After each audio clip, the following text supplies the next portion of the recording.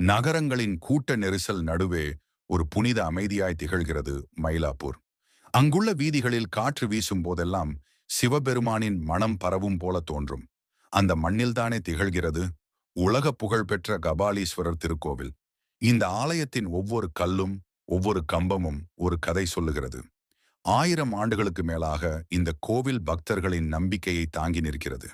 இது ஒரு கட்டிடம் அல்ல, இது பக்தியின் உயிரோட்டம். மயிலாக வந்த அன்னையின் தியாகம் பண்டைய காலத்தில் சிவபெருமான் மற்றும் பார்வதி தேவி இருவரும் கைலாயத்தில் விளையாடிக் கொண்டிருந்தனர். ஒரு சிறிய நிமிடத்தில் பார்வதி தேவி தம் கணவரை நகைச்சுவையாக குற்றம் சாட்டினாள்.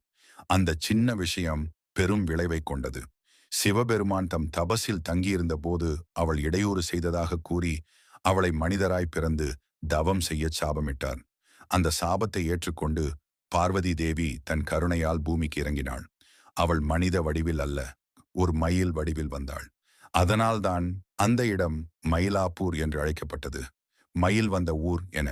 அவள் தன் தெய்வீக இறகுகளை விரித்து கடற்கரையில் ஒரு லிங்கத்தை மண்ணில் உருவாக்கினாள். அந்த லிங்கமே இன்று நாம் வணங்கும் கபாலீஸ்வரர். அவள் அங்கு கங்கை நீர் கொண்டு பூஜை செய்தாள். மலர்கள் மலர்ந்தன, காற்று தங்கியது. அவளது தவம் அந்த மண்ணை புனிதமாக்கியது. பிரம்மதேவரின் அகந்தையும் சிவபெருமானின் கோபமும். ஒரு காலத்தில் பிரம்மா தன்னை தானே படைப்பாளி என்று பெருமை கொண்டான். அவன் நினைத்தான், நான் தான் படைத்தேன் அனைத்தையும், என்னை விட உயர்ந்தவன் இல்லை. அந்த அகந்தையை அறிந்த சிவபெருமான் ஒரு சின்ன சோதனையாக அவனுக்கு முன்னால் தோன்றினார். பிரம்மா அவனை வணங்கவில்லை, அவனை ஒரு சாதாரண யோகியாகவே நினைத்தான். அந்த நிமிடத்தில் சிவபெருமான் தன் கையில் உள்ள திரிசூலத்தை உயர்த்தி பிரம்மாவின் தலையை வெட்டி எடுத்தார். அந்த தலையின் ஒரு பகுதியை தன் கையில் எடுத்து கொண்டார். அது கபாலம் என அழைக்கப்பட்டது. அந்த நிகழ்வுக்கு பிறகு சிவபெருமான் கபாலீஸ்வரர் என அழைக்கப்பட்டார். அதாவது கபாலத்தை தாங்கிய இறைவன். அது வெறும் கோபம் அல்ல, அது அகந்தையை ஒழிக்கும் அருள். அகந்தையுள்ள உயிருக்கு அருள் நெருங்காது, இதுவே அதன் சின்னம். கார்பகாம்பாள் அருள். அவள் ஒரு தாயாக ஒரு சின்ன கண்ணீர் சொட்டில் கூட கருணையை கொடுப்பவள். கார்பகாம்பாள் எனும் பேரின் பொருள் எந்த வேண்டுதலும் நிறைவேறும் தெய்வம் என்பதாகும். மனிதன் மனதின் ஆழத்தில் ஒரு தாயை நாடுகிறான். இங்கு வருபவர் அனைவருக்கும் அந்த அன்னை ஒரு தாயாய் அருள் புரிகிறாள். அவள் பார்வதி தேவிதான், ஆனால் பூமியில் மங்களத்தின் வடிவில். கோவில் வாயிலில் காற்று வீசும் போது கூட அவளது நிழல் பறந்து வந்து நமக்குள் நம்பிக்கையை ஊற்றுகிறது. மயிலாப்பூரின் மர்மங்கள். இந்த மண்ணில் ஒவ்வொரு காலடியும் சிவபெருமானின் பாதமணியாகவே கருதப்படுகிறது. அங்குள்ள கடற்கரை கங்கையின் அலைகள் தொட்ட புனித நிலம் என்று நம்பப்படுகிறது. இங்கு வருபவர்களின் பாவங்கள் தானாகவே கரைகின்றன. சில பக்தர்கள் சொல்வார்கள், இந்த கோவிலில் நுழைந்ததும் உடம்பு லேசாகிறது, சிந்தனை தெளிவாகிறது. இது சாதாரண கோவில் அல்ல, இது ஒரு அனுபவ ஸ்தலம். அங்கு ஒலிக்கும் ஓம் நாதம் கூட நம் இதயத்தை நனைக்கும். அவனின் அருள் ஒரு சின்ன கணத்தில். ஒரு பழம்பெரும் கதையில் ஒரு சாமியார் தினமும் கடற்கரையில் அமர்ந்து கபாலீஸ்வரரை தியானித்தார். ஆண்டுகள் கடந்து போனது. ஒரு நாள் அவருக்கு உடல் வலிகள் அதிகமானது. அவர் தன் கடைசி மூச்சில் சிவா என சொன்னபோது கோவிலின் கம்பத்திலிருந்து ஒரு ஒளி எழுந்தது. அந்த ஒளி அவரை நெருங்கி அவரை முழுவதும் அருள் ஒளியில் கரைத்தது. அந்த நாளிலிருந்து அந்த இடத்தை அருள்மிகு தீபஸ்தலம் என அழைத்தனர்.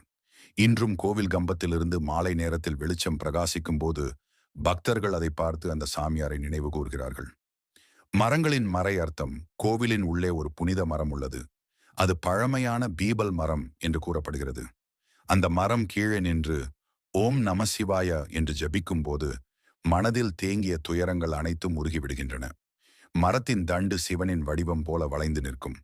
அதன் கிளைகளில் பறவைகள் கூட ஜபம் செய்யும் போல சத்தம் எழுப்பும்.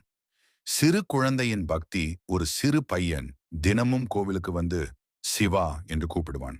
அவன் ஏழை, ஆனால் அவனுடைய குரல் நேரடியாக சிவபெருமானை சென்றடையும். ஒரு முறை அவனுக்கு காய்ச்சல் வந்தது. அவன் கோவிலுக்கு வரவில்லை. அந்த இரவு அவனது வீட்டின் வாசலில் ஒரு பிரகாசமான ஒளி தோன்றியது.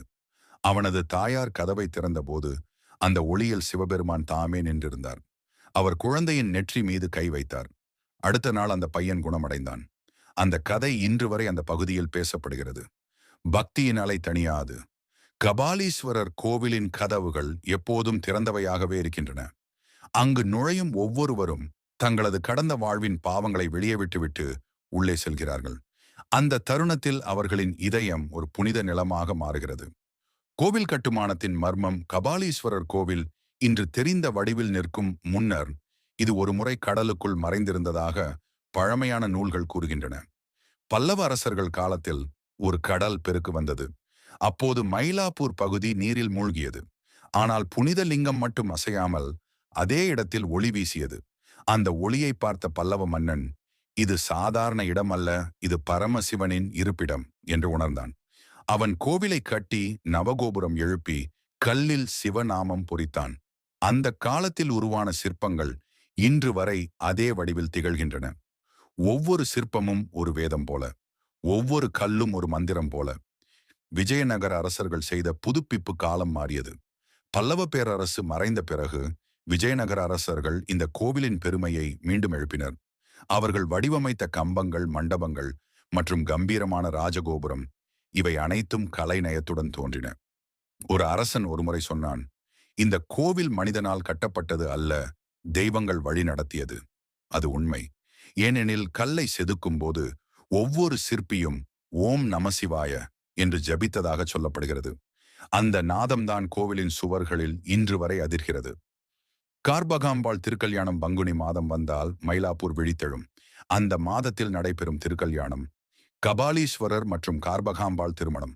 அது சாதாரண விழா அல்ல, அது இறைவனும் இறைவியும் இணையும் தெய்வீக நிகழ்வு. மாலை நேரத்தில் கோவில் முழுக்க மணவாசனை பரவும். மந்திரங்கள் ஒலிக்கும், தவில் முழங்கும், சங்குகள் காற்றை அதிர்க்கும். அந்த நேரத்தில் பக்தர்கள் தங்களது மனதில் கண்ணீர் சொட்ட விடுகிறார்கள். ஏனெனில் அந்த திருமணம் பார்வையில் ஒரு நிகழ்ச்சி அல்ல, அது நம் உள்ளுள்ள சிவசக்தியின் சங்கமம். அம்பாள் மணமகளாக அலங்கரிக்கப்படும் போது அவளது முகத்தில் பிரகாசம் நிலவின் ஒளியை விட அதிகமாக இருக்கும். சிவபெருமான் நிலா போல நித்தியமானவர் என்று அவளை நோக்கி சிரிக்கிறார். அந்த சிரிப்புதான் மயிலாப்பூரின் மாயம். கடற்கரை அதிசயம். மயிலாப்பூர் கடற்கரையில் ஒரு மறைமுக அதிசயம் நடக்கிறது. மாலை நேரத்தில் அலைகள் கரைக்கு வந்து சற்று நேரம் அமைதியாக நிற்கும். அந்த நேரத்தில் பக்தர்கள் நம்புகிறார்கள், அது கபாலீஸ்வரரின் தெய்வீக ஆவி கடலை அருளால் அடக்குவதாக. ஒருமுறை கடல் பெருக்கு மயிலாப்பூரை விழுங்கப் போகும்போது ஒரு தெய்வீக குரல் கேட்டதாக கூறப்படுகிறது. இது எனது நிலம், இங்கு அலைகள் உண்டு, ஆனால் அச்சமில்லை. அந்த நாளிலிருந்து அந்த பகுதியில் எந்த கடல் பேரழிவும் ஏற்பட்டதாக வரலாறு சொல்லவில்லை. அந்த அலைகள் கூட சிவனின் திருநாமத்தை பாடுவதாக மக்கள் நம்புகிறார்கள்.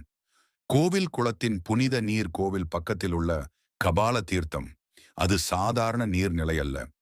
அந்த நீரில் துளசி இலை விழுந்தால் கூட அது ஆழமாகச் சென்று ஒளிபரப்பும். பழம்பெருமாள் கதைகளில் சொல்லப்படுகிறது, ஒரு பக்தன் தன் பாவங்களால் துன்பப்பட்டு அந்த நீரில் குளித்து சிவா என்று அழைத்தான். அடுத்த நொடியே அவனது முகம் பிரகாசமடைந்தது, அவன் உள்ளம் வெண்மையாக மாறியது. அந்த நாளிலிருந்து அந்த குளம் பாவநாசினி என அழைக்கப்பட்டது. மனிதர்களுக்கும் தெய்வங்களுக்கும் இடையே பாலம். இது ஒரு கோவில் மட்டுமல்ல, இது மனிதனுக்கும் தெய்வத்துக்கும் இடையே ஒரு பாலம். இங்கு நின்று ஜபிக்கும் போது நம் குரல் நேரடியாக கபாலீஸ்வரரின் காதுகளில் விழும். பலருக்கு தெரியாது, கோவிலின் வடிவமைப்பு ஒரு யந்திரம் போல் அமைந்துள்ளது. முழு ஆலயமும் சிவ யந்திர அடிப்படையில் கட்டப்பட்டுள்ளது. நடுவில் உள்ள கருவறை பிரம்மம், அதை சுற்றி வலம் வரும் கோபுரங்கள் பஞ்சபூதங்கள். அந்த வட்டத்தின் நடுவில் நம் மனம் நிலைத்தால் அது மோட்ச பாதையாக மாறும். ஒரு பக்தரின் கனவு. ஒரு பக்தன் பல ஆண்டுகளாக கோவிலுக்கு வந்தார்.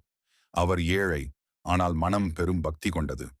ஒரு நாள் இரவில் அவர் கனவில் கபாலீஸ்வரர் தோன்றினார். சிவபெருமான் சொன்னார், நீ தினமும் என்னை வெளியில் தேடுகிறாய், ஆனால் நான் உன் உள்ளத்தில் தான் இருக்கிறேன். அவர் விழித்ததும் கண்களில் நீர் வழிந்தது. அந்த நாளிலிருந்து அவர் கோவிலுக்கு சென்றாலும் அவர் ஜபித்தது உள்ளம்தான், வெளியில் அல்ல. அவரது வாழ்க்கை முழுவதும் அமைதியால் நிரம்பியது. கோவிலின் நாதம் காலை நேரத்தில் ஓம் நமசிவாய எனும் நாதம் வானத்தில் கலக்கும். அந்த நாதம் பறவைகளின் குரலுடன் கலந்து ஓர் இசை உருவாக்கும். அது மயிலாப்பூர் பக்தர்களுக்கே அறிந்த புனித சத்தம். சிலர் கூறுவர், அந்த சத்தம் நமக்குள் நுழைந்தால் நம் சிந்தனை திரும்பி தெய்வீகமாக மாறுகிறது. அது உண்மை. ஏனெனில் அது சத்தமல்ல, அது அருளின் அதிர்வு. பக்தியின் அலை ஒருபோதும் தணியாது. கபாலீஸ்வரர் கோவிலில் காலை சூரியன் எழும் முன்பே அம்பாள் சன்னதியில் தீபங்கள் எரியத் தொடங்கும். அந்த ஒளியில் பக்தர்கள் முகத்தில் பிரகாசம் மிளிரும். இது சாதாரண ஒளி அல்ல, இது சிவ அருளின் வெளிச்சம். காலை பூஜையின் மறை அர்த்தம்.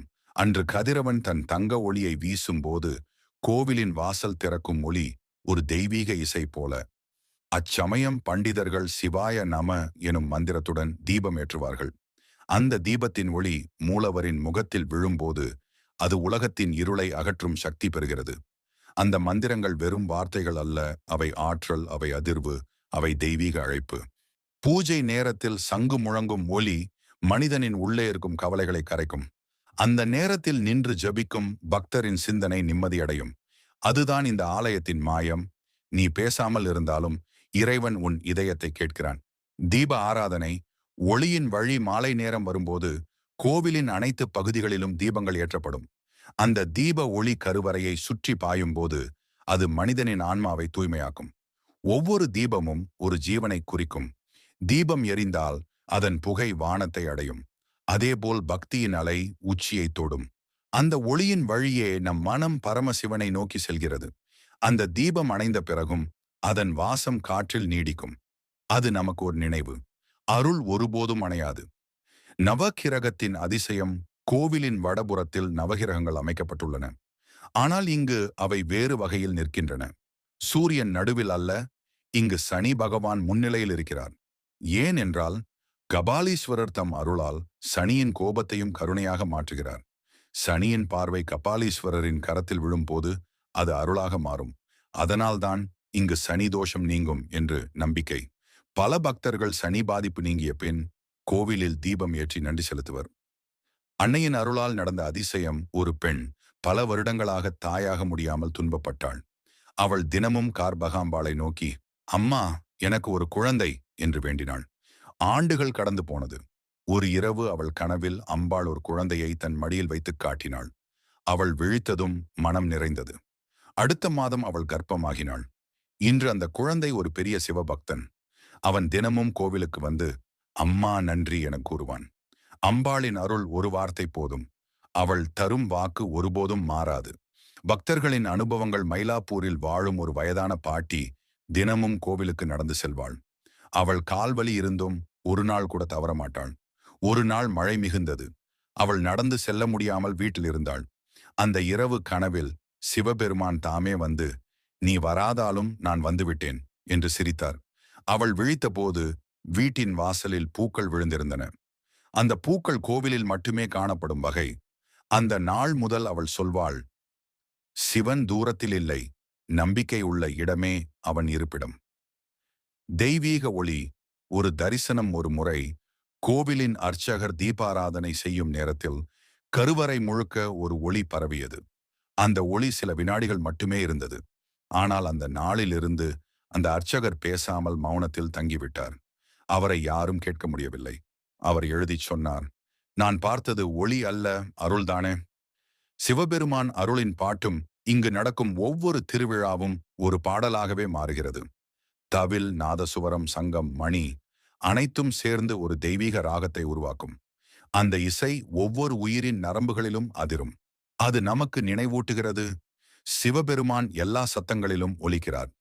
மனித வாழ்க்கையின் அர்த்தம். மயிலாப்பூர் கபாலீஸ்வரர் கதையிலிருந்து நாம் கற்றுக்கொள்ள வேண்டியது, அருள் ஒருபோதும் விலகாது.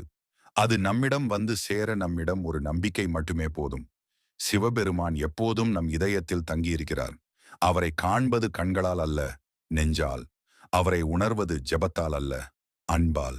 மதிய சூரியன் கடலை முத்தமிடும் நேரம். மயிலாப்பூர் கோவிலின் கோபுரம் தங்க ஒளியில் பிரகாசிக்கிறது. அந்த ஒளி வெறும் சூரிய ஒளி அல்ல, அது பக்தியின் ஒளி. ஒவ்வொரு ஆண்டும் பங்குனி மாதத்தில் அந்த ஒளி 1000 மடங்கு பெருகும். பங்குனி திருவிழா. மயிலாப்பூரின் இதயத் துடிப்பு. பங்குனி மாதம் வந்தாலே மயிலாப்பூர் முழுவதும் பண்டிகை காற்று வீசும்.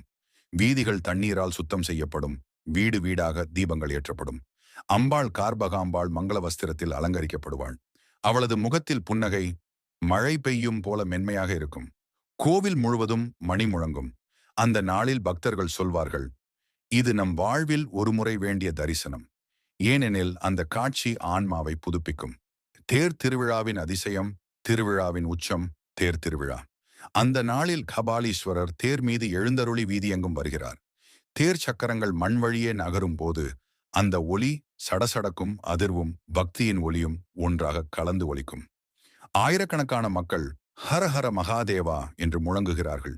அந்த முழக்கம் வானத்தையே அதிர்க்கும். சிலர் சொல்வார்கள், அந்த நேரத்தில் தேர் தானாக நகரும் போல் இருக்கும். அது மனிதர்கள் இழுப்பது அல்ல, அது அருளின் இயக்கம். ஒரு வயதான பக்தர் சொன்னார், தேர் கம்பியில் என் கை மட்டும் இருந்தது, ஆனால் என் இதயம் அவனது பாதத்தில் இருந்தது. அலைகளும் கோவிலின் ரகசியமும் தேர் கடந்து சென்ற பிறகு கடலின் அலைகள் மிதமாக மாறும். அந்த இரவில் கடற்கரை அமைதியாகும். அந்த சமயத்தில் சிலர் தூரத்தில் ஒளி தெரிகிறது என்கிறார்கள். அது கபாலீஸ்வரரின் கருணை ஒளி கடலை தாண்டிச் செல்கிறது. அந்த ஒளி ஒரு சிறு கணம் மட்டுமே தோன்றும், ஆனால் அதை பார்த்தவர்களின் வாழ்க்கை மாறிவிடும். அந்த ஒளி பார்த்த ஒருவன் கூறினான், அது ஒளி இல்லை, அது ஒரு தெய்வம் என்னை நெருங்கியது. கபாலீஸ்வரர் அருள் வெளிப்படும் தருணங்கள். ஓர் இரவு கோவிலின் அருகே தீ விபத்து ஏற்பட்டது. அது தீவிரமாக பரவியது. பக்தர்கள் பயந்தார்கள். ஆனால் கோவிலின் முன் தீ நின்றது. ஒரு காற்று வீசியது, தீ திசை மாறி அணைந்தது. அடுத்த நாள் மக்கள் பார்த்தார்கள். கோவிலின் கம்பத்தில் ஒரு கருப்பு புகைவரி மட்டும். அது சிவபெருமானின் கையில் இருந்த திரிசூல வடிவில் இருந்தது. அது ஒரு நினைவு. அவனது அருள் காக்கும் வரை எந்த அச்சமும் நம்மை தொட்டுவிடாது. அம்பாள் தரிசனத்தின் மர்மம். ஒரு தாய் தினமும் கார்பகாம்பாளை நோக்கி அழுவாள். அவள் மகன் வேலையில்லாமல் துன்பப்பட்டான். அவள் கூறினாள், அம்மா, அவனை நீ வழிநடத்து. அடுத்த சில நாட்களில் அவள் மகன் கனவில் கார்பகாம்பாளை கண்டான்.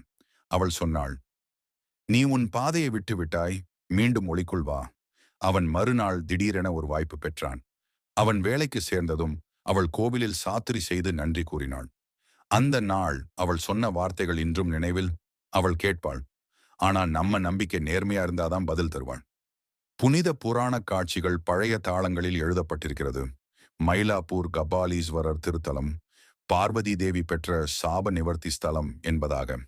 அவள் மயில் வடிவில் வந்து தவம் செய்த இடமே இதுவென கூறப்படுகிறது. அந்த மயில் இன்று வரை அந்த மண்ணில் அருள் வடிவில் உள்ளது என பக்தர்கள் நம்புகிறார்கள். சிலர் சொல்லும், கோவில் மண்டபத்தில் இரவு நேரத்தில் மயில் குரல் கேட்கும். ஆனால் யாரும் மயிலை காண முடியாது. அது அவளது தெய்வீக வடிவம். அவள் இன்னும் அங்கிருக்கிறாள் என்பதை உணர்த்தும் அடையாளம். கோவிலின் கம்பம் வானத்தை தொடும். அருள் கோவிலின் முன் நிற்கும் தங்க கம்பம். அது வெறும் தாமிரத்தால் ஆனது அல்ல, அது தெய்வத்தின் பாதையை குறிக்கும். அந்த கம்பம் வானத்தை தொடும் போல உயர்ந்துள்ளது. ஒவ்வொரு பக்தரும் அந்த கம்பத்தை நோக்கி கைகளை இணைக்கும் போது அவர்களின் பாவங்கள் தானாகவே ஒழிகின்றன. அந்த கம்பம் ஒரு வழி, மனிதனிடமிருந்து பரம சிவனை நோக்கிச் செல்லும்.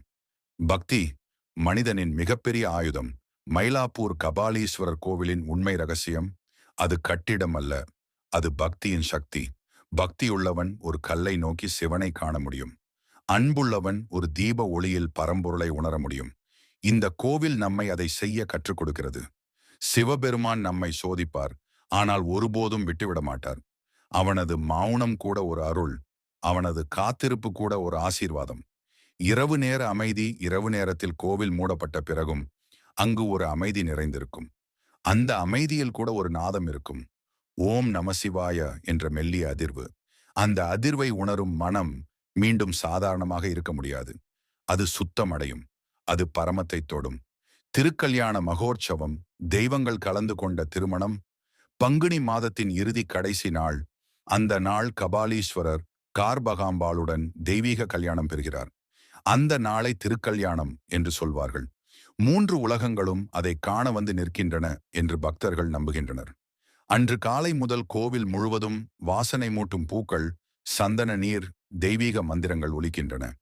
அம்பாளும் பெருமானும் ஒரே பந்தலில் சோமநாதர் பாணியில் அலங்கரிக்கப்படுவர். பக்தர்கள் சொல்வார்கள், இன்று இந்த கோவிலில் நடந்தது திருமணம் அல்ல, இது பிரபஞ்சத்தின் மீண்டும் இணைப்பு. திருக்கல்யாணத்தின் அந்த தருணத்தில் வானில் பறவைகள் திடீரென்று சுற்றி பறப்பது போல் இருக்கும். சிலர் கூறுகிறார்கள், அந்த நேரத்தில் சிறு துளி மழை பெய்யும். அது தெய்வங்கள் ஆசீர்வதிக்க வரும் துளி, அருள் மழை என்று. திருக்கல்யாணத்தின் ஆன்மீக அர்த்தம், இது வெறும் திருமணம் அல்ல, இது சிவம் சக்தி இணைப்பு. அது நம்முள் உள்ள ஆண் சக்தி பெண் சக்தி ஒன்று சேரும் தருணம். அது மனம் மற்றும் ஆன்மா இணையும் நேரம். அது நம்முள் ஒளி பரவுவதை குறிக்கும். அம்பாள் தனது புன்னகையால் பிரிவில்லாத வாழ்க்கை இதுவே என்று சொல்லி நிற்பாள். அவளது பார்வை கபாலீஸ்வரரின் திருமேனியை தொட்டபோது அந்த ஒளி கோவிலின் கம்பம் வரை சென்று நின்றது. அந்த ஒளியில் சிலர் சிவலிங்கத்தின் மேல் ஒரு சிறிய தீப்பொறி எழுந்ததை பார்த்ததாக சொன்னார்கள். அது அந்த இணைப்பின் சக்தியின் சின்னம். பக்தியின் அதிசய அனுபவங்கள். ஒரு சிறுவன் கண் பார்வை இல்லாமல் பிறந்தான். அவன் தாயார் தினமும் கபாலீஸ்வரர் கோவிலில் வந்து நின்று அழுவாள். என் மகனுக்கு நீ ஒளி கொடு பெருமாளே என்று. 7வது நாளில் அந்த குழந்தை கோவிலில் உள்ள தீபத்தை நோக்கி கையை காட்டி, அம்மா ஒளி என்று சொன்னான். அவள் மயங்கிப் போனாள். கோவில் முழுவதும் அந்த செய்தி பரவியது. அந்த குழந்தை இன்றும் கபாலீஸ்வரரை என் கண் என்று அழைக்கிறான். பகவான் தரிசனம். அருள் வெளிப்பாடு. இன்னொரு பக்தர் வாழ்க்கையில் ஏமாற்றமடைந்து மரணம் தேடி வந்தார். அவன் கோவிலின் வெளிப்புறத்தில் அமர்ந்து, நான் இனி முடியாது என்று சொன்னான். அந்த இரவில் அவனுக்கு கனவில் ஒரு குரல் கேட்டது. நீ என்னை தேடி வந்தாய், ஆனால் நான் எப்போதும் உன் உள்ளே இருந்தேன். அவன் விழித்தபோது கோவிலின் மணி ஒலித்தது. அவன் மீண்டும் நம்பிக்கை பெற்றான். அவன் சொன்னது, அவன் பேசவில்லை, ஆனாலும் அவனது மௌனம் எனக்கு உயிர் தந்தது. மர்ம சக்திகள். தெய்வம் வாழும் நகரம் மயிலாப்பூர் ஒரு புனித நகரம். சிலர் கூறுகிறார்கள், இரவு நேரத்தில் கபாலீஸ்வரர் மண்டபத்தில் நெருப்பு ஒளி தோன்றும். அது மின்சாரம் அல்ல, அது ஜோதீஸ்வர ரூபம். ஓம் நம சிவாய. கபாலீஸ்வரர், தாயார் கார்பகாம்பாள், இருவரும் நமக்கு நலமும் அமைதியும் அறிவும் தரட்டும்.